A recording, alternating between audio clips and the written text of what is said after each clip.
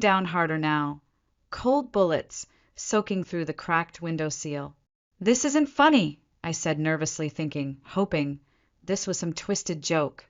"It's pouring. I can't even walk without help. What are you talking about?" My father turned off the engine. Slowly, methodically. Then he got out, slammed the door, and came around to mine. The door yanked open. Rain and wind attacked my skin. "Get out." I stared up at him, stunned. "Dad, please, whatever I did, I'll do better, I swear, I'll be good." His fingers clamped onto my thin arm, wrenching me out of the car like I weighed nothing at all. I stumbled, knees collapsing into thick, freezing mud. The tremors overtook me at once, violent, humiliating. "You're a burden, Mara." His words sliced deeper than the cold. "We've done everything. Doctors, specialists, money, years wasted."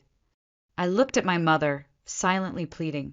Her expression didn't change. She couldn't even meet my eyes. The insurance ran out. The donations dried up. "You're killing us." The last word hung in the air like a sentence. My father shoved a backpack at me, a pathetic collection of essentials tossed into a cheap school bag. It splashed into a puddle beside me, soaking through immediately. I gasped through chattering teeth. "You're leaving me here?" Neither of them spoke. My father slammed the trunk, walked back around, and slid into the driver's seat. My mother followed. The taillights flared against the wall of rain, and then faded into the distance without so much as a goodbye. I lay motionless in the mud, shaking, drenched, unable to stand. The bitter realization sank into my bones along with the rainwater. They left me to die, alone, utterly alone. I don't know how long I lay there. Minutes? Hours? The storm blurred time into something meaningless. I drifted in and out of consciousness as cold mud soaked through my thin jeans and sweater. Every spasm that racked my body felt like a final betrayal. I had always known I was sick, but I had never believed I was disposable. A pair of headlights appeared far in the distance. I forced my trembling arm upward, waving weakly, praying for a miracle. The vehicle slowed as it approached the crumpled shape of my body on the side of the road, then kept going. The wave of hopelessness that crashed over me was worse than the cold. I laid my head down, shivering violently, eyelids growing heavier. Maybe this was it. Maybe they had gotten what they wanted after all. Footsteps. I barely registered them over the relentless pounding of rain. Steady, heavy, purposeful. Panic jolted through my weakened frame. I had nothing left to fight with. The figure crouched beside me. A hand brushed the wet hair from my forehead, fingers rough but gentle. A voice cut through the storm, soft but urgent. "Mara, Mara, stay with me. You're safe now." That voice. It couldn't be. I squinted through blurred vision, tried to speak, but the name barely slipped past my lips. "Nathan." The man's face swam into focus. Older, leaner, rugged, but unmistakably him. My brother. The one who vanished when I was 8. "I never forgot you, Bean." His old nickname for me made my chest constrict. "I've been watching. I knew something wasn't right." I couldn't process any of it. My body betrayed me again, fading into blackness against the warmth of his chest as he carefully lifted me from the ground. The last thing I heard before unconsciousness swallowed me whole was his voice. "You're safe, Mara. I've got you." The first sensation I felt was warmth, blessed warmth. A soft blanket tucked under my chin, the comforting crackle of firewood burning. I opened my eyes to dim, flickering light dancing against rustic wooden walls. I was lying on a bed piled high with thick quilts, and 4-line trailed into my arm. Panic surged for a second. Where was I? The door creaked open, and Nathan stepped inside, carrying a mug that steamed in the cold air. He had changed into dry clothes, dark thermal shirt, worn jeans, work boots caked in mud. His brown hair, longer than I remembered, curled slightly at the nape of his neck. Stubble darkened his jawline, but it was the eyes.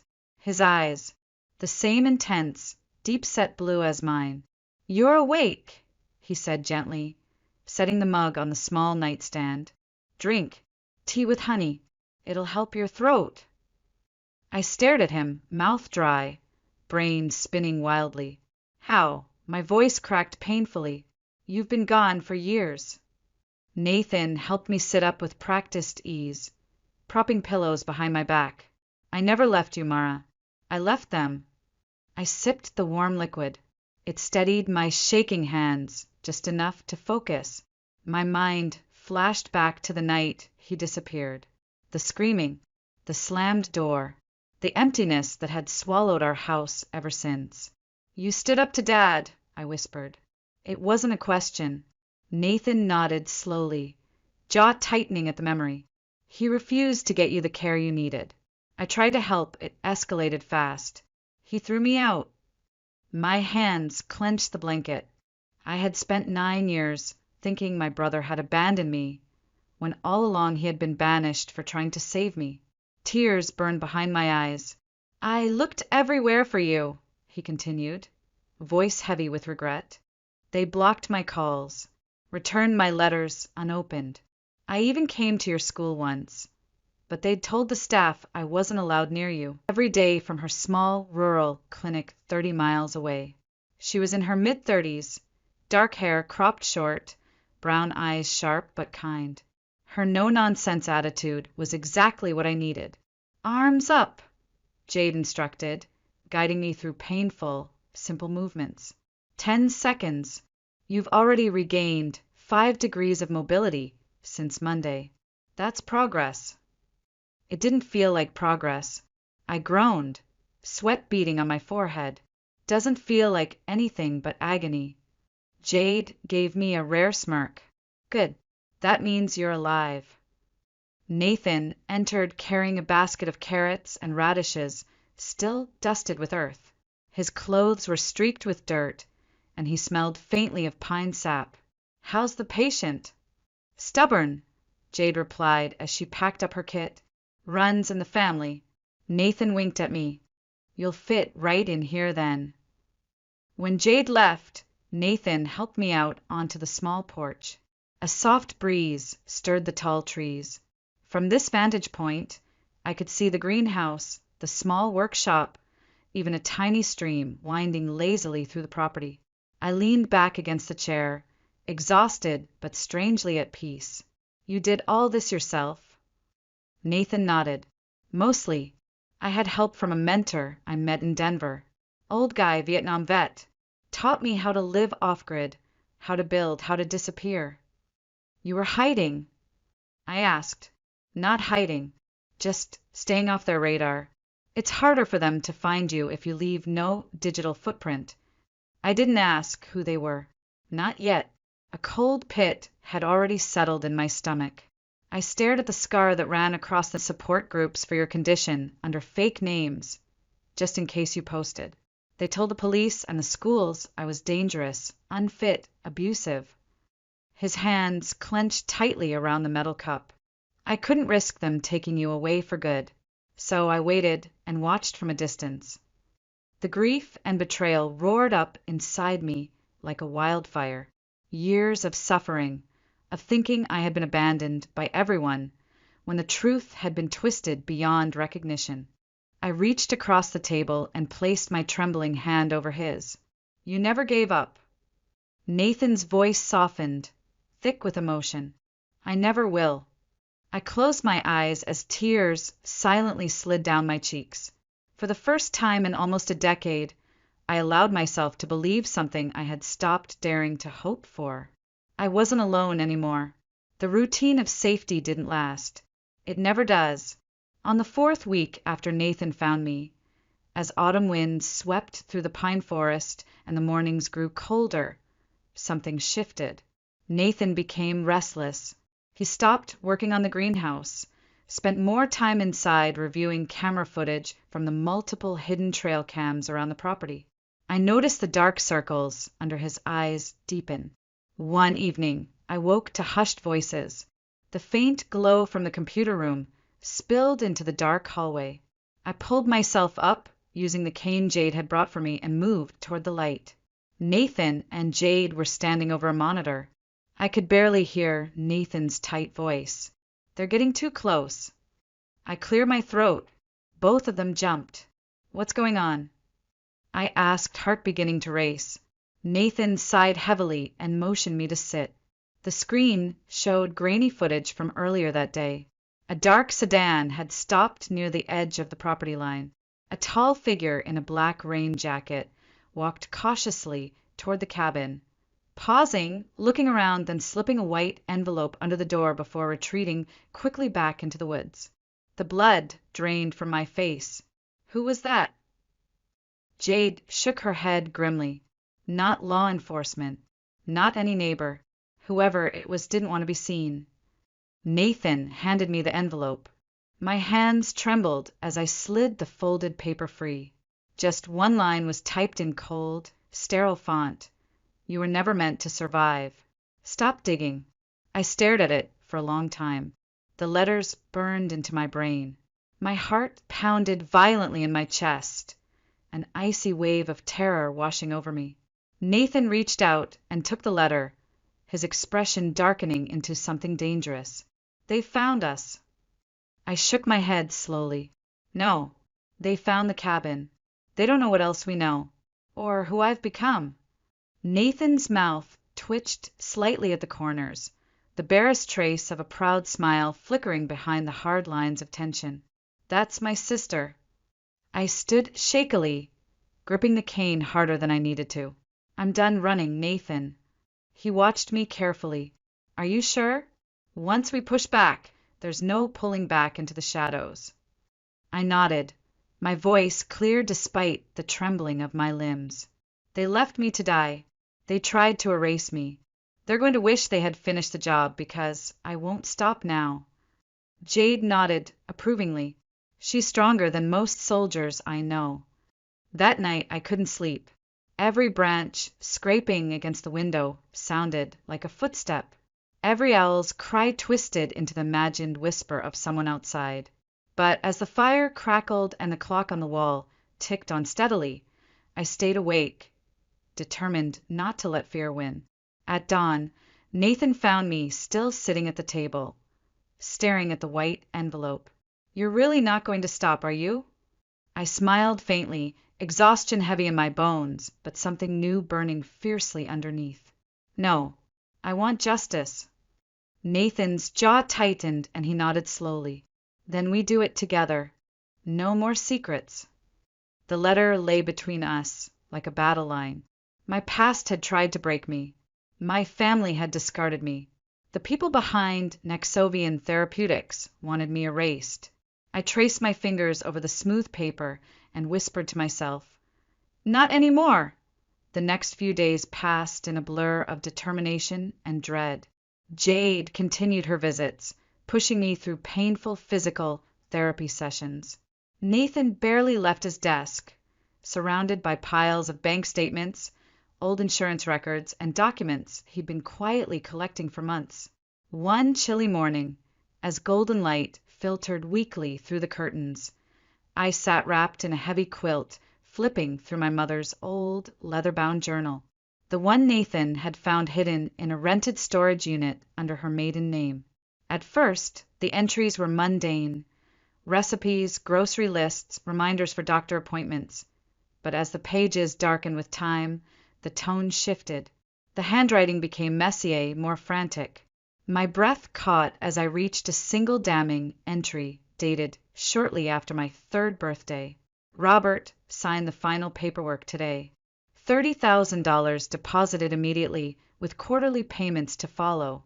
The doctor explained the protocols, said risks were minimal, that our daughter would be helping other children. I should have said no. God help me, I should have said no. My vision blurred. My stomach clenched violently.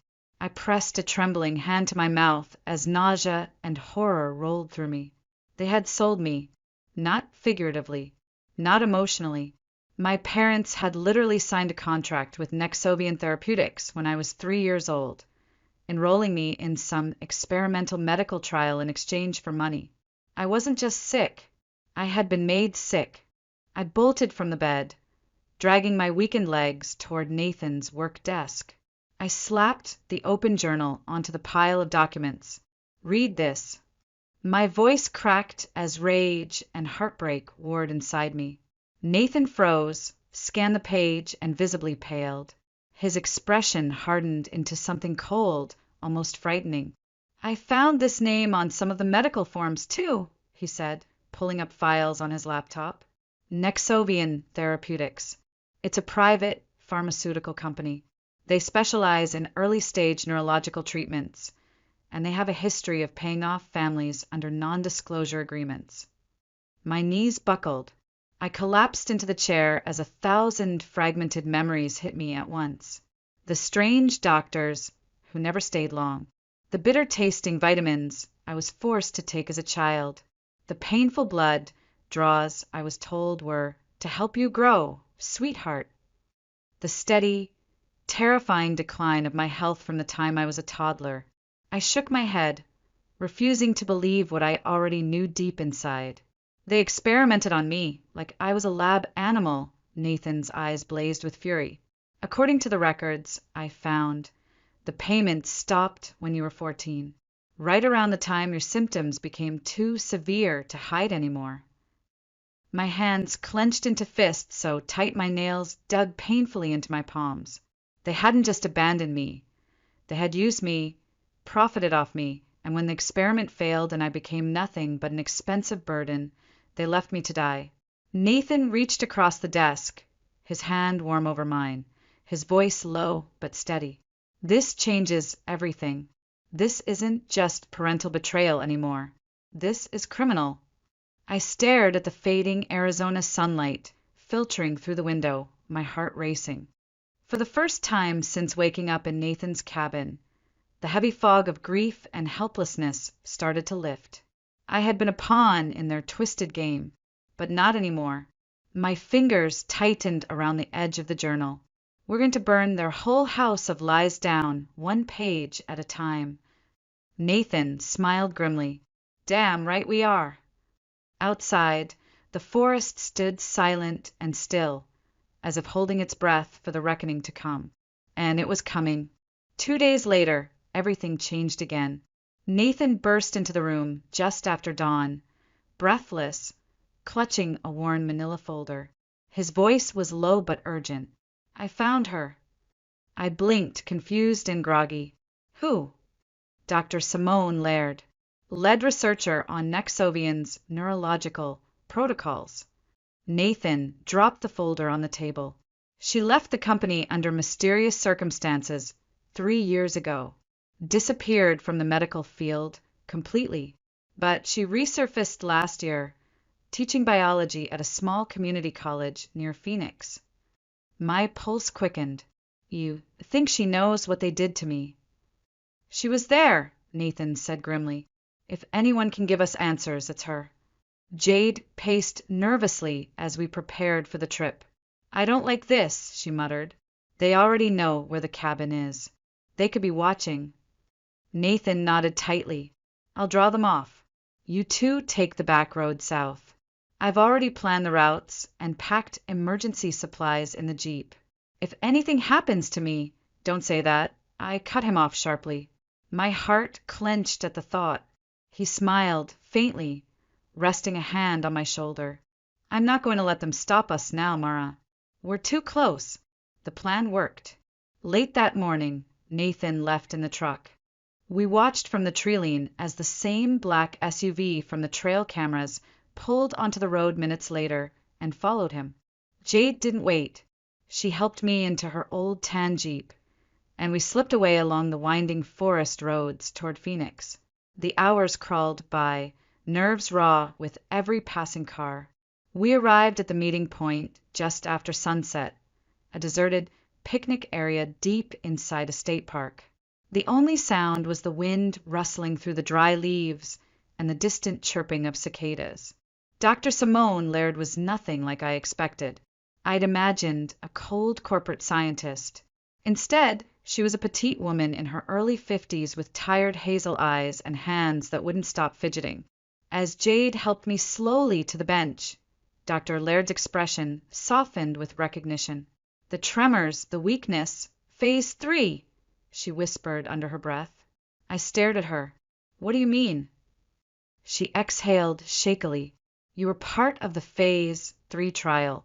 27 children were enrolled. Within 5 years, 24 suffered catastrophic neurological damage.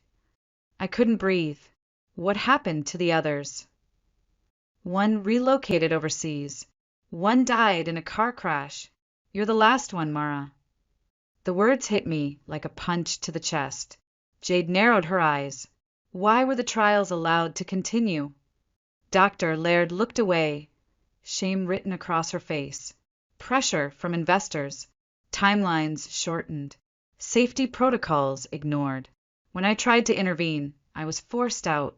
They offered me money to stay silent. She shook her head bitterly. I walked away instead.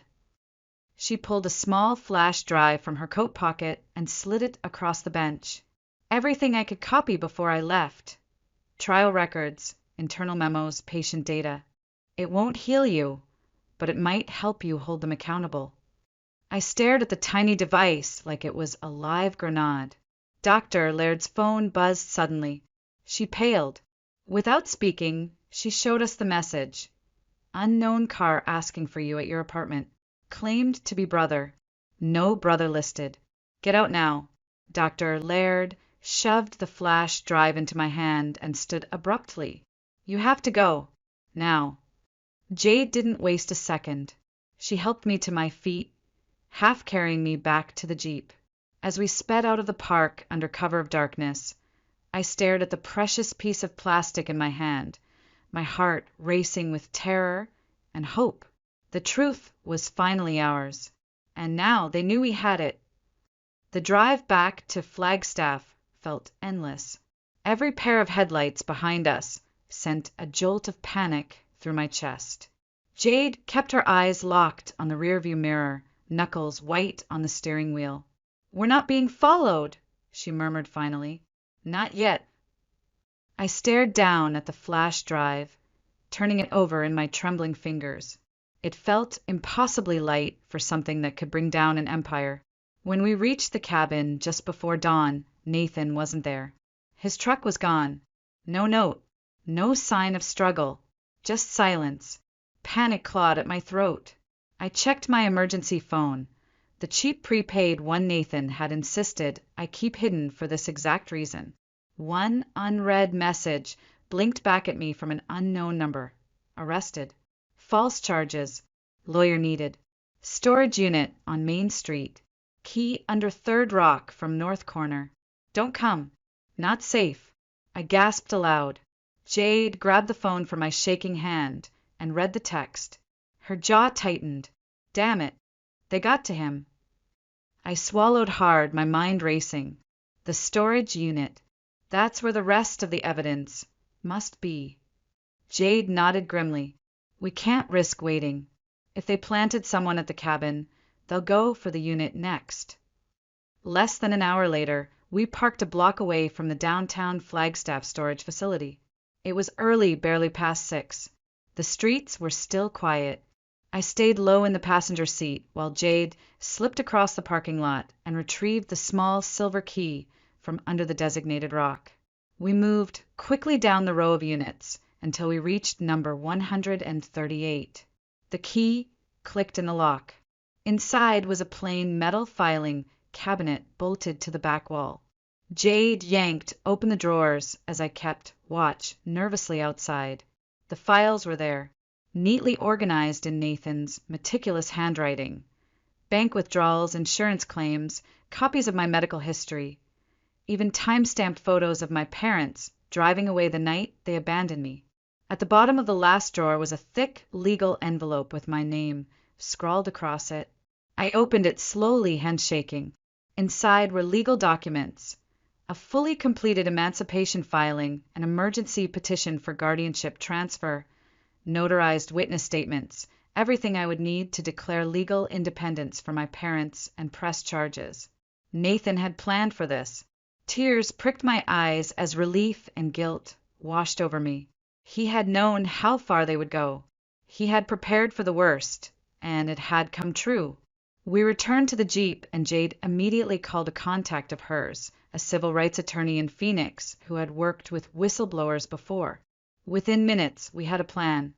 That night, back at the cabin, I sat at the wooden table under the soft yellow glow of a single lamp. My mother's journal lay open beside me.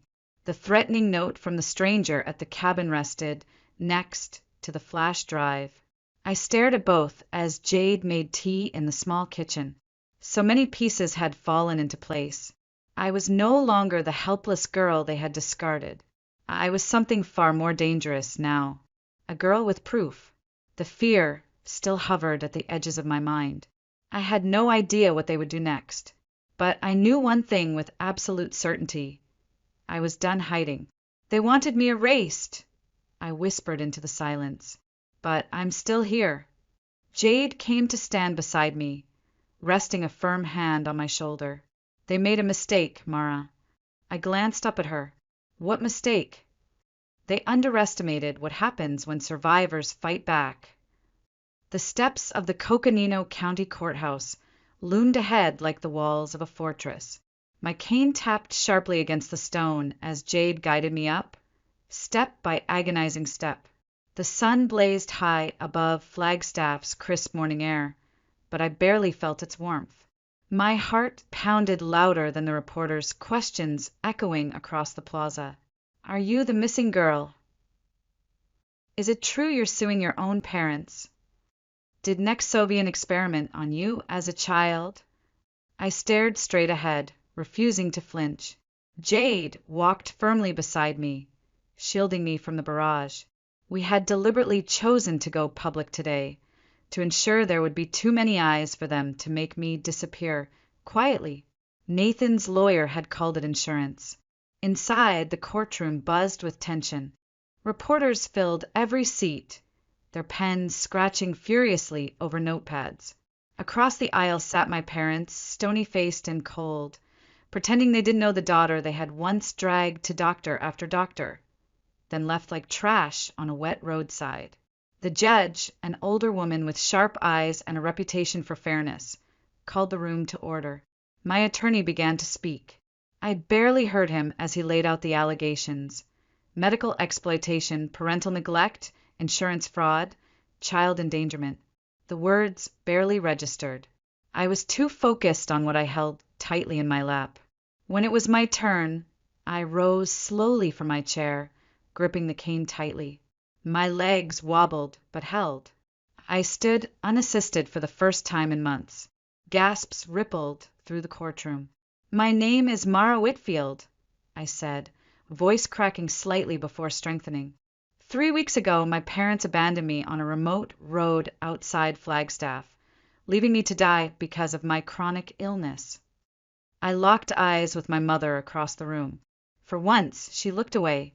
What the world did not know, I continued, was that my illness wasn't natural. It was the result of unauthorized experimental treatments I received as a child without genuine informed consent under a contract signed by my parents and Nexovian Therapeutics. I reached down and lifted the document Nathan had so carefully preserved. I held it high for the judge and cameras to see. This is the original agreement. They received over $400,000 over the course of my childhood in exchange for turning me into a human test subject. The courtroom erupted into shocked murmurs. The judge banged her gavel repeatedly for order. I stood my ground. 27 children were enrolled in Nexovian's Phase 3 trials. 24 suffered catastrophic side effects. I am one of only 3 to survive into adulthood. The others cannot speak for themselves, but I can. I handed over the flash drive Dr. Laird had given me. This contains internal emails, research data, and suppressed clinical findings, showing Nexovian knowingly ignored safety warnings in favor of profits. The judge glanced at the bailiff, who took it carefully. Silence fell heavy in the room. My voice softened but carried. I am not here for revenge. I am here for justice for myself and for every child whose life was stolen. As I turned to return to my seat, pain seared through my legs. I gritted my teeth and kept walking, step by defiant step, back to the table. Cameras clicked wildly. The courtroom held its collective breath. Outside, social media exploded. Hashtag Justice for Mara trended worldwide within hours. Victims from other families stepped forward with eerily similar stories. Nexovian's stock plummeted. 2 days later, Nathan walked free. The bogus charges evaporated under the weight of public outrage and media scrutiny. As we exited the courthouse together, reporters flooded toward us. Nathan wrapped a protective arm around my shoulders, steering me past the chaos. "You did it," he whispered into my hair. "You broke the wall they built around you." I leaned into him, exhausted but alive. For the first time in my life, I felt something deeper than survival. Victory. A year later, I stood at the edge of a wide clearing surrounded by towering pines, watching workers install the final piece of the hand-carved sign, the Mara Whitfield Medical Justice Center. I traced my fingers over the smooth letters as they fixed it into place. The property had changed so much since that first cold night Nathan had carried me here. The simple survival cabin had expanded into a refuge. A greenhouse, walking paths for therapy, counseling offices, even small cottages for victims of medical exploitation who had nowhere else to go. We had started with nothing, only evidence, outrage, and sheer determination. But the moment I stood in that courtroom, we unlocked something more powerful: belief. Donations had poured in from around the world. Survivors had rallied. Lawyers, doctors, volunteers had offered their help. Nexovian didn't survive. The company folded under the weight of lawsuits, federal investigations, and criminal charges. The executives who had once viewed me as just data points and dollar signs now faced prison sentences. As for my parents, they lost everything: their home, their retirement accounts, their public reputations.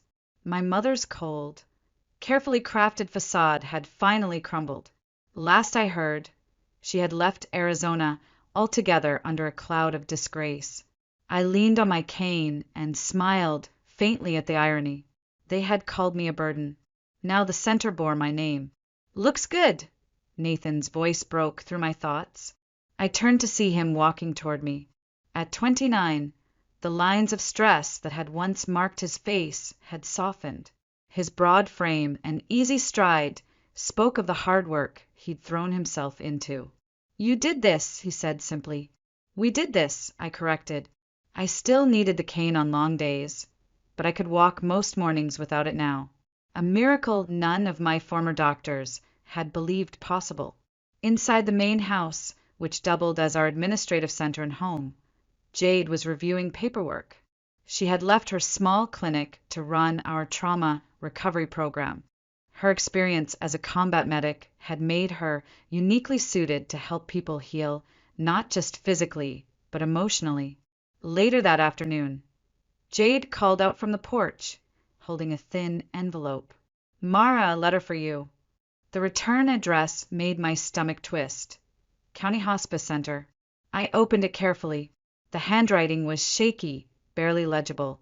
"Mara, the doctors say I have weeks left. Lung cancer. I know you won't forgive me. I don't deserve it. But before I go, I needed you to know you were always the strongest person I've ever known. What we did was unforgivable. Your father called it survival. It was greed. Plain and simple. The woman you've become, the one standing up and helping others, that was never us. That was you. Always you." Ellen Whitfield. I folded the paper back into its envelope, stunned by the emptiness I felt. No anger, no sadness, just acceptance that some bridges should stay burned. That night, as the sun bled into the sky in soft streaks of gold and purple, I asked Nathan the question I had avoided for months. We sat together on the wide front porch, watching the fireflies flicker against the trees. "How did you know they were going to leave me that night?" He stared into the distance before answering softly. I'd been tracking them for weeks. Their purchases, the way they drained your medical fund slowly, trying not to raise red flags. The sudden sale of the house. I knew they were planning something. I just didn't know what. You could have called the police, I whispered. He shook his head. And tell them what? That I had a feeling? No. I needed to catch them in the act. I followed the car. When I saw them drag you out and drive off, I nearly rammed their car off the road. But then I saw you collapsed in that ditch, and all that mattered was getting you safe. I blinked back unexpected tears. Why, Nathan? After everything? Why risk everything for me? His reply was quiet, unshakable. Because you were never a burden to me. The words settled deep into my heart, filling the space that betrayal had once hollowed out. I wasn't just a survivor anymore. I was home. The following day, I stood at the podium of the small town hall where the city council had invited me to speak. The same city where a year earlier I had crawled through cold mud, thinking my life was over. Now I stood tall, still thin, still unsteady, but standing.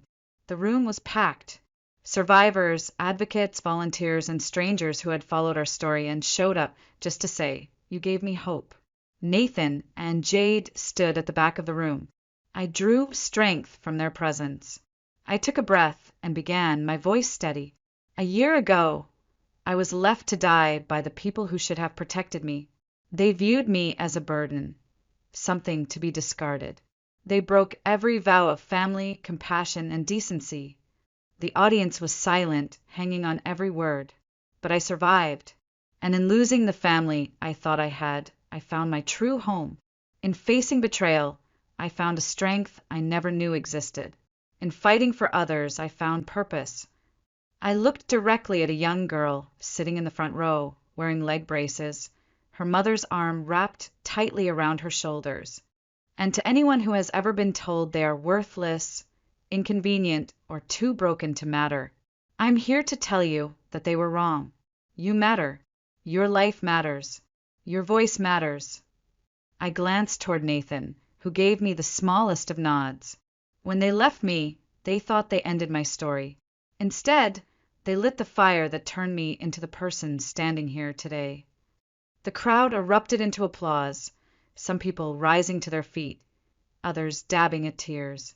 I stepped down slowly, heart racing, but light for the first time in years. That evening, I walked alone to the far edge of the property. The full moon floated above the trees, casting silver light across the sanctuary that had saved me. My legs shook with fatigue, but I refused the wheelchair waiting at the porch. I wanted these few precious steps to be mine. I gazed up at the vast canvas of stars. I felt small, yes, but also infinite. A single life among justice would continue, sometimes painfully, sometimes slowly. But for the first time, I faced the future not with fear, but with fierce, unshakable hope. I turned back toward the cabin, toward the center that bore my name. As I walked forward, step by trembling step, I whispered the words that had carried me from that muddy roadside to this moment. They left me to die, but I lived. I lived